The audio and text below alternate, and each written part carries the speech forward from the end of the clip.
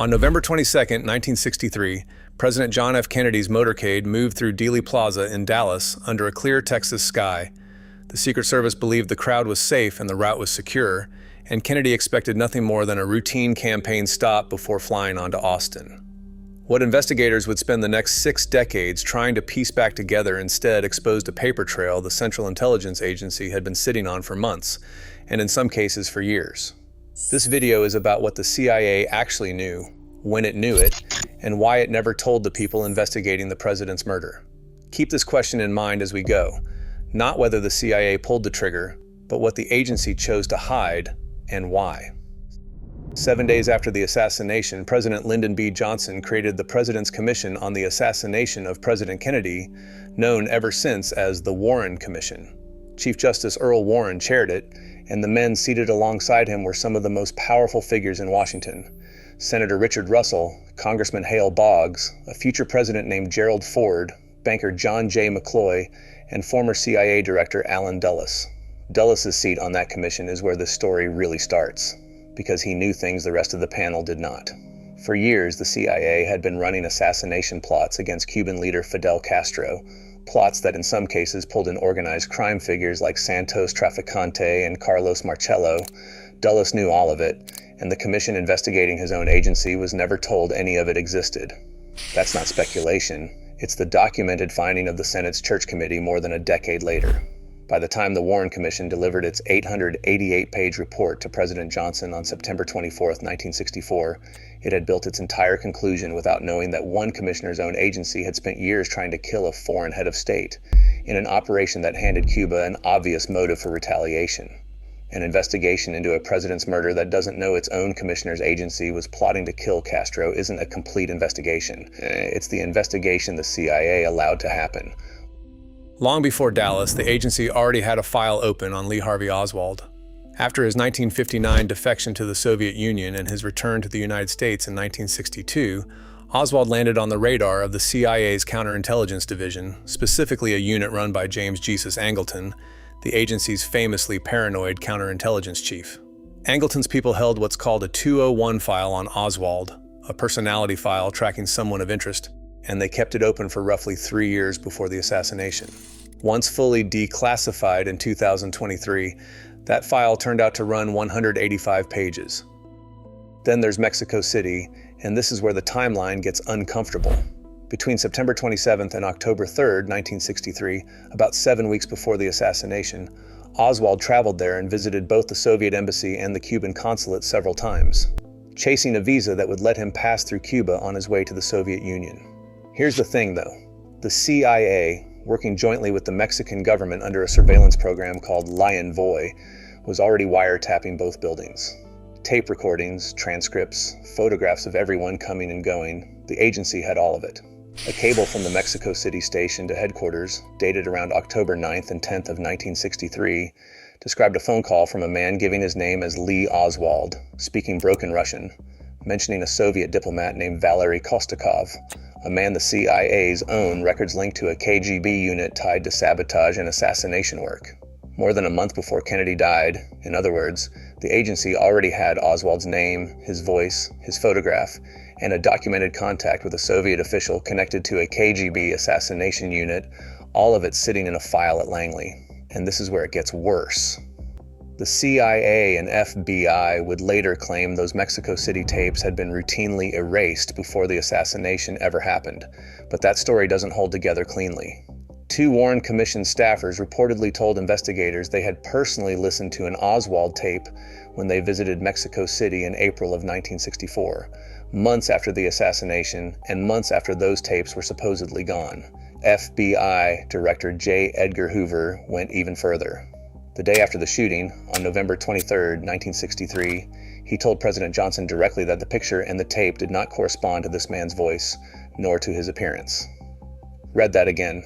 The country's top law enforcement official was telling the president that the man caught on tape at the Soviet embassy might not have been Oswald at all, that someone else may have been impersonating him. That call was never resolved publicly, and historians still argue over what it actually means. If Mexico City shows what the agency knew from surveillance, the next piece shows what it knew from running its own people. In 1963, a CIA officer named George Joanides served as deputy chief of the psychological warfare branch out of the agency's Miami station, and his job was overseeing a covert program that funded and directed a Cuban exile student group called the Directorio Revolucionario Estudiantil, known as the DRE. Declassified personnel records described in 2025 congressional testimony put Joanides in control of roughly $25,000 a month in funding for that group's political and propaganda work. On August 9, 1963, DRE members got into a public street confrontation with Oswald in New Orleans after he was caught handing out pro-Castro pamphlets, and less than 2 weeks later, on August 21st, Oswald debated DRE activists on local television, cementing his public image as a communist sympathizer months before anyone had heard of Dealey Plaza. Within an hour of Oswald's arrest, DRE leaders in Miami were already going public with material painting him as a pro-Castro communist. And that story got picked up almost immediately by the Miami Herald and the Washington Post. The man overseeing the CIA's relationship with that group, the group locked in a public feud with the accused assassin, was never disclosed to the Warren Commission, not once. Here's where the cover-up compounds itself. When the House Select Committee on Assassinations reopened the case in 1978, the CIA brought the retired George Joanides back specifically to serve as its own liaison to that investigation, and it never told the committee he had run the DRE back in 1963. Joanides reportedly used the alias Howard during that period, and files declassified in 2025 confirmed the agency issued him a false identity under the name Howard Mark Gebler. When the HSCA's chief counsel, G. Robert Blakey, asked Joanides directly about an officer named Howard connected to the DRE, Joanides told him no such officer could be found. Blakey has said since that if he had known the truth, he would have put Joanides on the witness stand instead of trusting him as a liaison, and reflecting later on the agency's conduct, his words were blunt. The culture of the CIA, he said, was one of prevarication and dissimulation. The agency kept denying any connection between itself and the DRE all the way through the Assassination Records Review Board's investigation in the 1990s. 5 separate official bodies looked into this over more than 30 years. The Warren Commission in 1964, the Church Committee in 1975, the House Select Committee on Assassinations in 1977 and 1978, the Rockefeller Commission, and the Assassination Records Review Board through 1998.